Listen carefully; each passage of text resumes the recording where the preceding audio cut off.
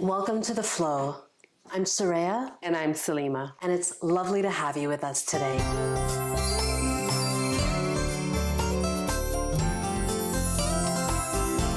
For this year, we're going to be focusing in on three main subjects: authenticity, resilience, and agility.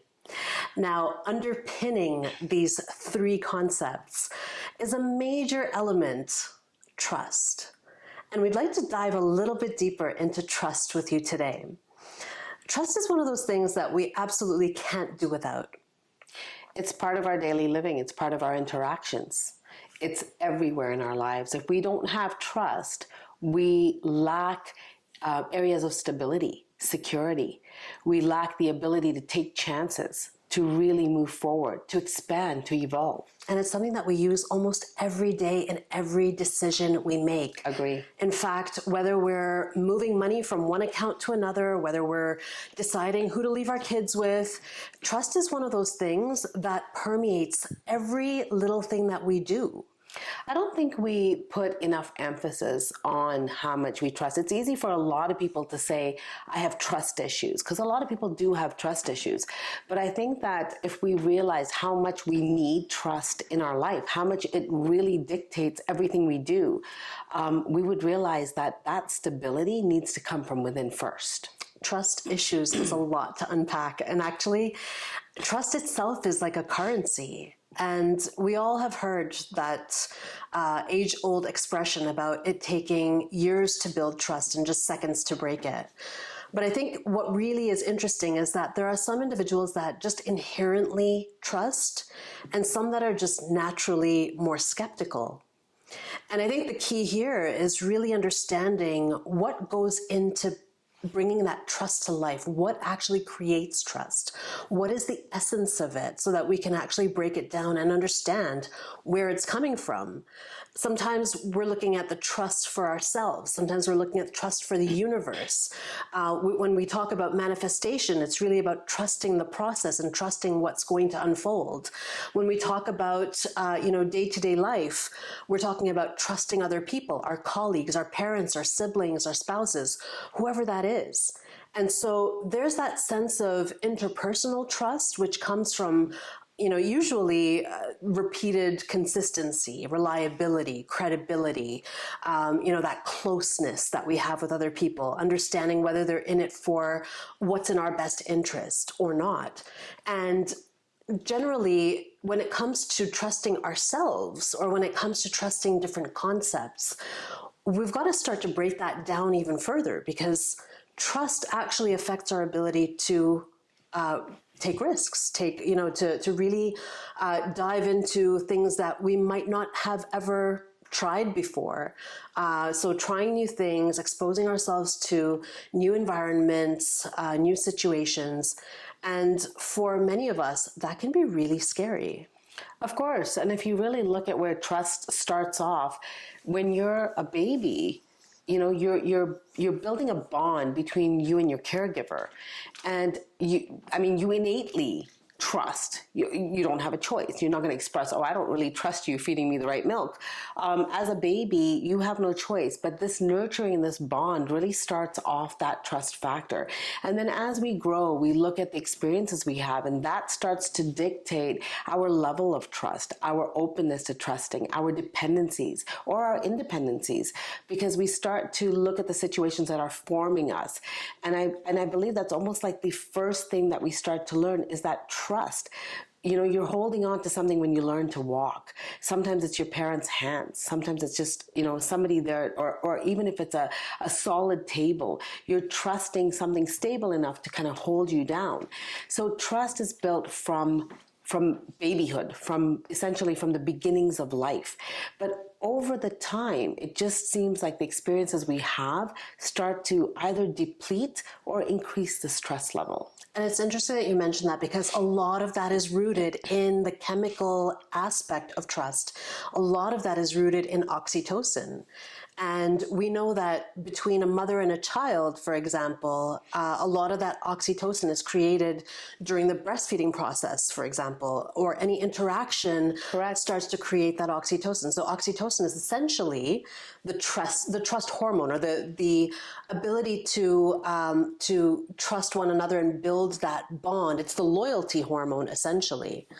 Yes. So when we start to look at oxytocin being the basis of that, and we start to look at how we build oxytocin with one another outside of that parent-child relationship, you know, it's interesting to see how we look for evidence around what we can trust. We look for ways or signs that show us that it's safe to trust. It's erring on caution. It's kind of looking at, can I do this? Should I do this? Would I do this? So it kind of pushes you to err on caution. And a lot of times when we base our life on caution, we double think our steps, or we really kind of second guess ourselves. And we end up, a lot of the time, we end up staying in our comfort zones. And so you can look at your own risk factor, you can look at your own appetite for risk, and you can realize, okay, is this my comfort zone? Am I very stuck in my comfort zone? And it says a lot about where your trust factors are, or your appetite for risk, or how much you're willing to trust, or how much you're willing to put yourself out there. Because essentially, trusting is actually putting yourself out there. Just as you said, trust is a currency. And when we say it's a currency, you know, we are careful where we put our money. We are careful how we invest. Some people invest in a very open way, in a big way. Some people's appetite for risk is really strong, and some people are averse. So it really depends on where they're coming from. Okay, so that brings us to, how do we actually assess risk? And how do we actually make decisions that are risky? And I think a lot of that comes back to our empirical evidence. It comes back to, what are we seeing? What are we hearing? What are we feeling? What are we thinking? What are we smelling, tasting, feeling? All of that fun stuff that comes through our senses. Because when we start to depend on our senses for that information, we know it to be true. We know that there is a basis for it. Because it's tangible. When you're using your senses, it becomes tangible. If you tried something that you absolutely hate, you're going to be skeptical about trying anything in that kind of line of either food or flavor, because you're going, nope, I tried that, I didn't like that. You no longer trust that. So I love the fact that you touched on your senses really are also part of this formulation of, do we trust or do we not trust? Which is great, except for when you have to believe before you see, rather than see before you believe. So when it comes down to what we're trusting to happen eventually, if it's not happened before, or let's say in the process of manifestation, something's not happening quick enough, there's a lot of individuals who get discouraged and start to wonder, well, you know, through that self-doubt process, is it really going to happen? Or, you know, am I kidding myself? And that's where those beliefs or that faith starts to slip into fear. I love that, and I agree with that. I also look at it from the perspective of how you said we use our senses, right? So for the people who are like, how come that hasn't manifested yet, or how come that hasn't worked yet? Their own experience through their senses, whether it's the people they're dealing with, whether it's the things they're doing, whether the things they're feeling, they're seeing, it's putting them back into that doubt. It's putting them back into that, can I really trust this process? Is this really going to work out? Or am I kidding myself? So again, it comes back to using your senses. But that can be very limiting. So we need to kind of figure out. But can it? So here's the thing. We're depending on our sixth sense, essentially, to be able to trust in many cases where we don't have that physical evidence, where we don't have that empirical evidence. That sixth sense is in many ways unlimited. So in a sense, yes, our beliefs might be limited, but that sixth sense, it having a basis of being unlimited, means that we can tap into another mechanism. Now, I think this is where this gets really interesting, because when we start to look at the reason why we trust something that we see, it's because the visual cortex is actually registering it as an event that's happening. And similarly, when we use our imagination, we're actually making that happen in our memory as if our visual cortex is absorbing the same stuff. So the key here then is to activate your imagination. So a lot of people will come to me and say, I don't have great intuition, or I'm not intuitive. And I almost want to chuckle, because there's nobody that doesn't have that sixth sense. It's how you develop it, right? Like a muscle. It's how you develop that sixth sense. So it's like saying, okay, can you touch this? Can you feel it? And you go, yes, I can feel it. The same way, if you tap into that imagination, that's the key. That's the road to getting into that sixth sense. Because everybody has it. Everybody can develop it. Everybody can strengthen it. So imagination essentially is really the key thing that needs to be unleashed. Yes. Now, how do we actually dive a little bit deeper and unleash imagination for those individuals who find it difficult to actually visualize or imagine something? Because I know there are certain individuals it comes really naturally for. And then there are other individuals who, no matter how much you take them through guided meditations or different types of creative interventions, they'll always be like, no, I can't see anything, or I can't visualize, or I can't actually, get to that point where I'm able to transport myself into that state of mind. So interesting, because when you look at that perspective, and I do come across a lot of people who say, I can't visualize exactly how you said it. I can't visualize, or I can't go with a guided meditation and nothing comes visually.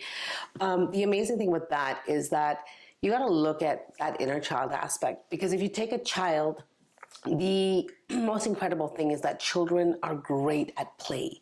Children are great at imagining. And as we get older, we start to let go of this concept, because we feel like imagining is keeping you as a child. So we think that by maturing and by growing up, we have to let go of our creative side. We have to let go of that imagination. What we're forgetting is that imagination is actually core. It's actually essential to activating that third sense. Because if you can imagine it, you can have it, you can be it.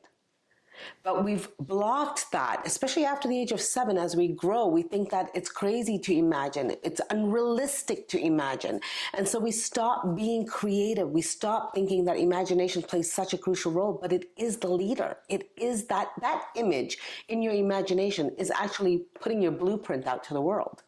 Absolutely. Now, the interesting part here is that the more the creativity is unleashed, the easier it becomes to manifest. Yes.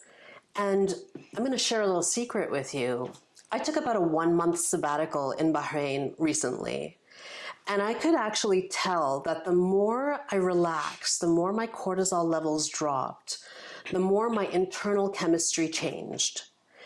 To the point where I started to realize the direct correlation between how creative I could be in my work, how much more leverage I had over allowing my thoughts to flow into different areas versus how fixated I was on what I usually have as my outcome. So my time away allowed me to de-stress in ways which I didn't even realize were impacting my creativity. I had no clue that it would actually shift my output that much until I went back and looked at my output and said, okay, wait a second, like this is massively different.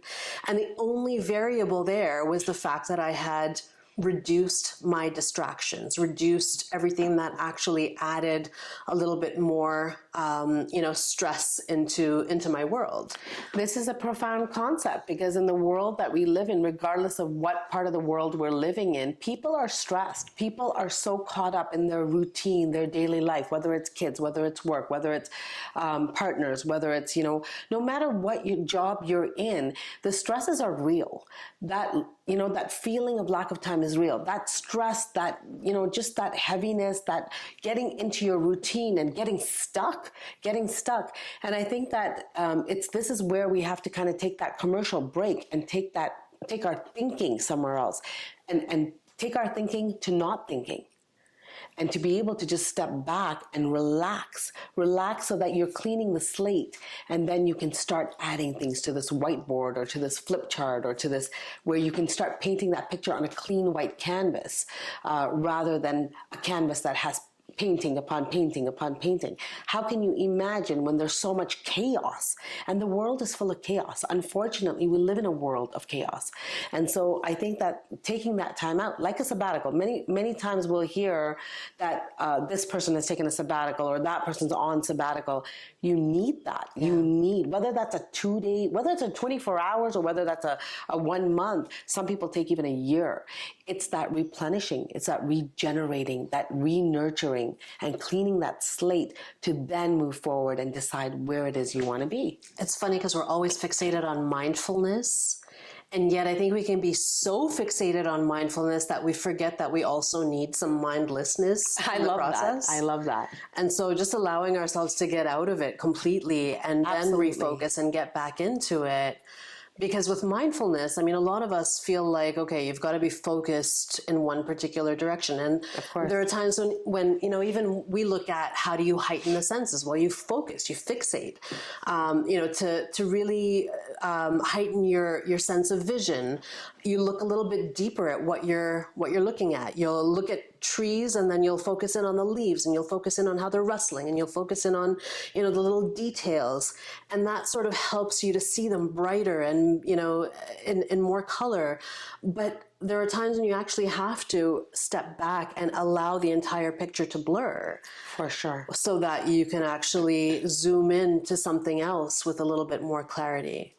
I love that example. And I think that that's a very important thing for us to learn to do so that we can get back to kind of imagining and on that basis, building what we want to build, creating what we want to create, and taking the risks that we need to take to evolve and expand. Because if you're not going to take the risks, if you're not going to create, you're going to stay stagnant or complacent. And that's the worst thing that we can do. That's actually where you're actually stuck. If your life is just comfortable and it's routine and you may be where you want to be, you may not be where you want to be, but if there's that stagnancy, that's where at some point you'll look within and go, something's missing, something's not right. And that comes back to your appetite for risk, to create, to expand, which brings you back to how much do we trust our life to change? How much do we trust that we can have the lives that we actually do imagine for ourselves or know that we deserve? So you talk about stuckness, right? Getting stuck, being in this stagnance. And I think that's the complete opposite of being in flow. Correct. And so when we consider ourselves to be in flow, what it takes to actually get there or stay there or come back to that place, it might be worth even looking at debunking some of those myths, because it's not always going to be candlelight and bubble baths that gets us there. Absolutely. And for a lot of people, grounding has been really skewed in that direction, because we've got this typical idea of what wellness looks like, right? Mm-hmm. It's wellness is loose clothing and, boho chic and candles and, sound baths and the whole gamut of crystals and things that we've come to depend on to just paint that picture of balance. Right. And yet we can indulge in all of those things and still feel completely out of sorts. Absolutely. Absolutely. And it's different for everybody, right? There's people who forest bathe or walk in a forest or they love to be around trees or walk barefoot in grass. There's people who like to be by the ocean side, need to be around water. You have to look at what is your strength, where is your inner peace, and what triggers it or what disrupts it, so that you know very well where you need to be or what you need to be doing. There's people who love trees and forests, and yet there's other people who can't handle the bugs. And so it disturbs their peace. And for one person, that might not work for somebody else. So you've got to really look at what works for you. You got to look at what where your inner peace lies. But I think one part of that is I think we have to understand that inner peace starts with within. Because when we're looking externally for that peace, whether you're looking in a garden or you're looking at an ocean or you're looking at trees or you're stepping on sand, if that inner peace within you is not there, if it hasn't started with the inner peace within you, no matter how much external you get, you're still going to be stuck. You're still going to go, something doesn't feel right because you haven't found that internal peace. Absolutely. You know, that state of mind is something that is so crucial to monitor. Because I think at different times of our lives and in different ways. So you mentioned all of these things that really relate back to state of mind. And it's amazing to see how with mental health, we don't necessarily have the kinds of measuring tools that we've got with physical health. So with physical health, you can go take a blood test, go get an x-ray, get some imaging done, check your blood sugar, check your blood pressure. But with mental health, we don't normally have those varying tools at our fingertips that give us those tangible snapshots of where we stand. Mm-hmm. And I think that's exactly it. When we start to look at where our mind is, how much we're able to focus, how much we're able to sleep well at night, what our sense of humor is like even, those are all mental health markers, which was very surprising for me to learn, especially during the pandemic. Especially on the sense of humor front, because I used to think to myself, oh, you know, why do I not find certain things funny the way that I used to? Or why is my humor a little bit more dry and cynical than it was before?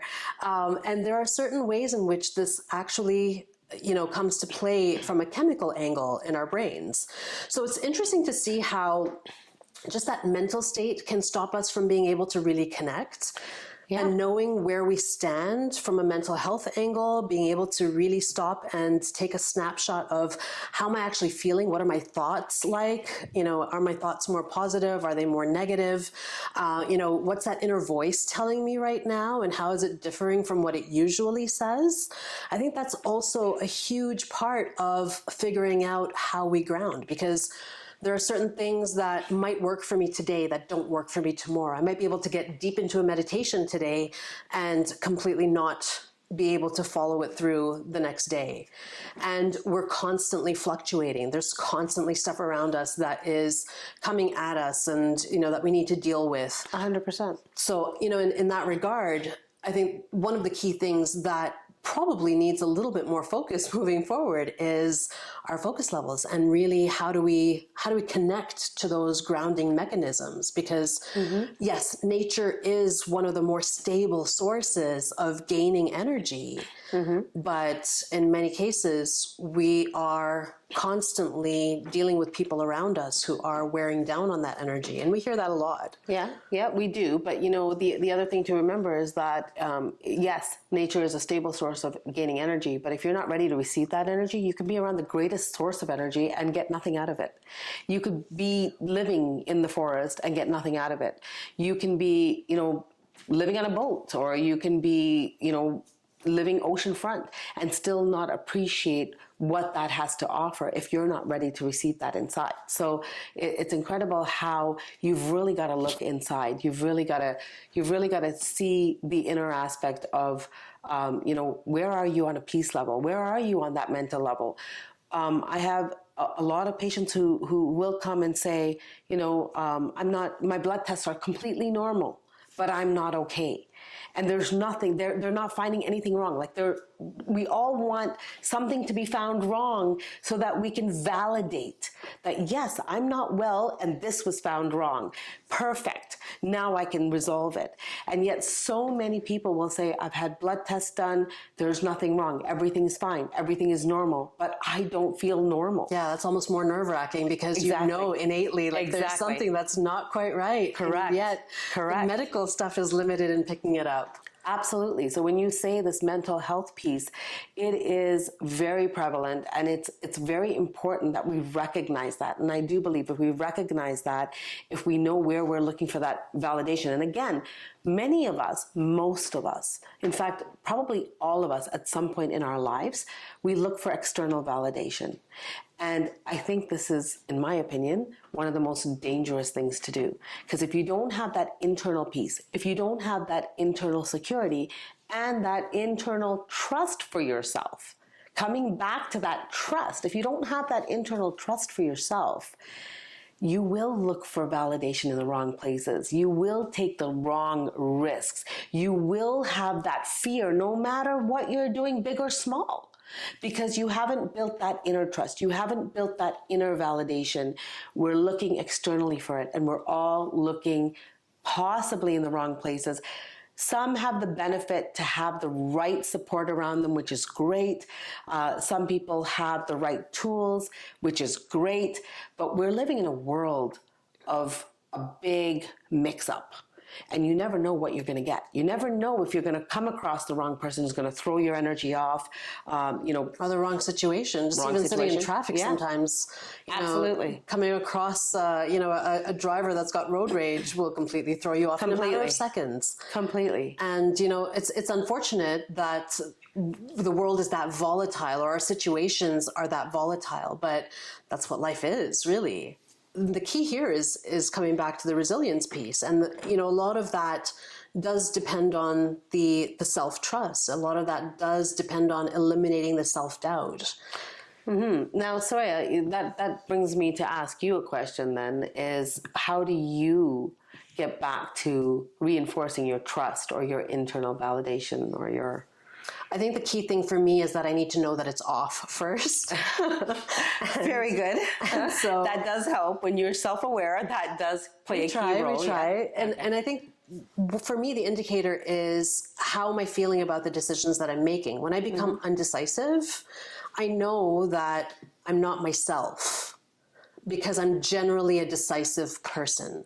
So I know that I'm operating outside of my element when I become undecisive. I know that, if I'm unsure of something or I'm not seeing clearly enough. And for me, over the years, that's become a matter of energy awareness, because there were times when I would call you and I'd say, I need Reiki, something's not right. And this was, even after I had learned Reiki but wasn't practicing it, for me, that was still gray area. I still wasn't able to really manage my energy very well. And I'm a huge proponent of understanding oneself before managing oneself, because that's basically the basis of emotional intelligence. I actually love what you just said there, is understanding yourself before managing oneself. Right. I mean, I can't teach you French if I don't know French. Exactly. That's profound. If I'm able to actually know myself well enough to be able to articulate to myself and to others what I need, I'm in a better position to be able to self-manage. Now, what does that actually mean? I can self-regulate at that point, and that becomes a matter of both biological needs, moods, everything under the sun of self-management, whether that is focus management, that's getting back into flow, that's making my best decisions, being my most creative self. All of those things fall under that umbrella for me. So I know that if I'm completely off, if I'm feeling like I'm not centered, I've got to come back to where my energy's at. Because on the self-management front, self-management has everything to do with mood management, focus, self-regulation. So my creativity, my flow, everything that falls under that umbrella, I know that it traces back to how I am handling my self-awareness, whether I am doing what needs to be done from a sleep perspective, or whether I'm monitoring my own energies. And just being able to monitor my own energies helps me to actually get back on track. So you kind of know exactly what you need. You're able to self-prescribe in a sense, because you know when your self-esteem is off, or you know when your focus is off, you know when you're just feeling a little bit less articulate. And all of those things relate back to energy meridians. They're all part of the chakra system. And so it becomes easier and easier to pinpoint where something is off over time when you've sort of felt it repeatedly. For me, it was in the boardroom. I would notice there were times I was around certain people where I would completely shut down and I wouldn't be able to actually communicate what I wanted to. And I realized that around those people, because some of those individuals may have been more critical, I realized that my throat chakra was shutting down. And so I couldn't articulate the way that I normally articulated outside of the board. And I was like, why is this happening to me? Why would I only be selectively able to articulate in certain places? And for me, that was a big, warning signal that just allowed me to dig a little bit deeper and figure out that, no, you know what? My throat chakra is closed coming out of that place. And moving forward, I had to be more conscious about making sure that I protected my energy a little bit more going into those situations. So what's interesting is we talk about chakras, and a lot of people aren't familiar with chakras or think that they don't have certain of them, and yet everybody has these 7 main chakras.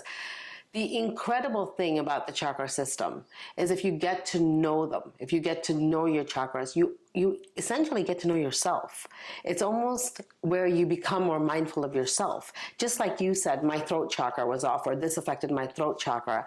There is nobody that can't get to know themselves. There's nobody that can't get to know. But the way to begin, in my opinion, is if you really start to understand what the chakras are, and then you start to understand them, how you relate to that chakra.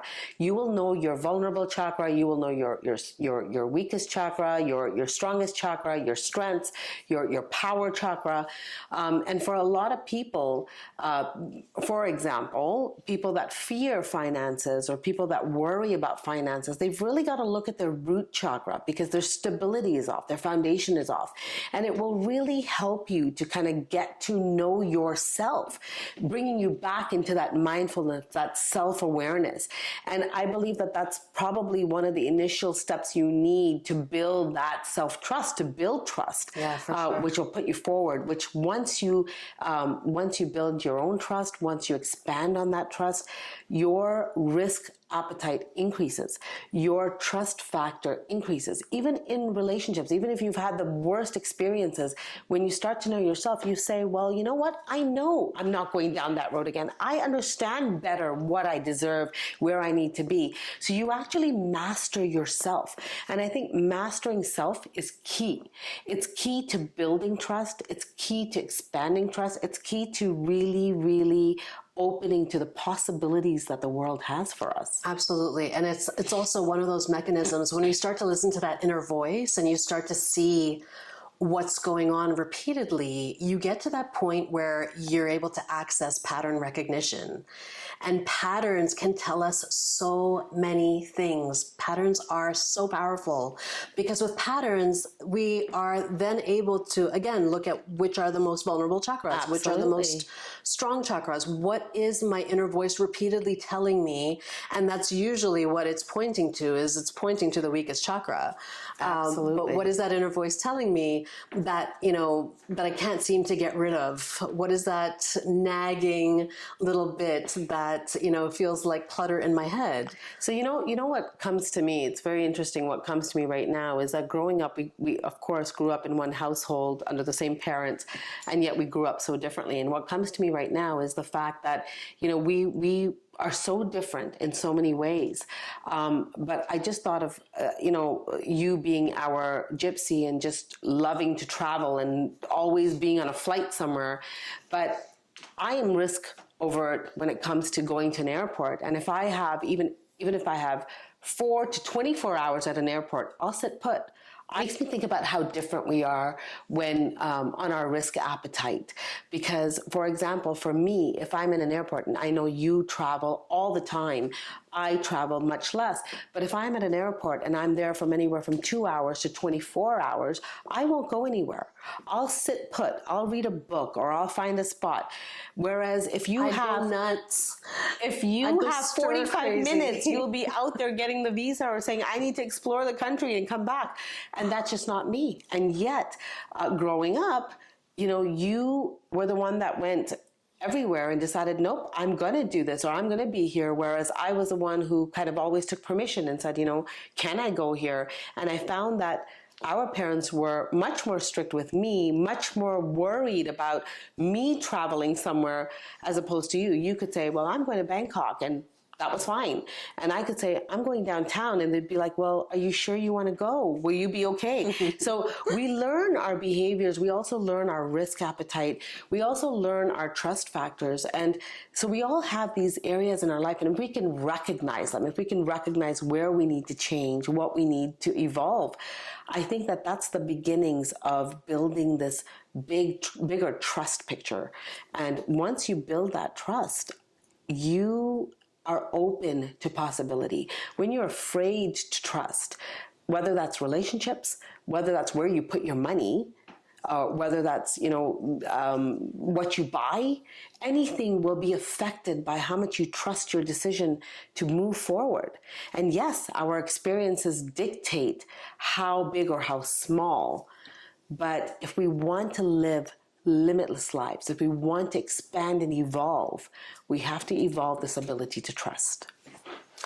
That's very profound. And I think you're absolutely spot on there. But, it's where you focus, is, where your energy goes, the energy flows. Right. And so, with you being a little bit more of a homebody, you created that comfort zone and mastery of your own space in a very different way.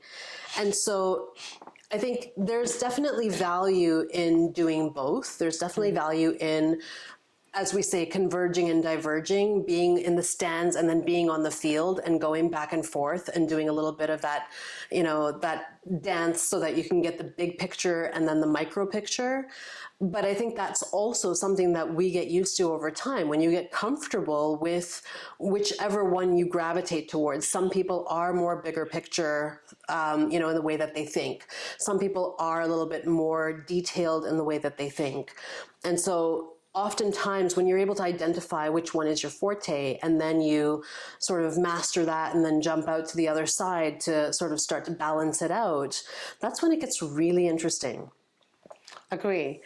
So what do we do when, there's people who have just been one bad relationship after another and bad relationship after another, and the same pattern, and they're almost afraid to trust their partners or trust getting into a relationship again because of what they're experiencing? I think you just said it. It's in the pattern.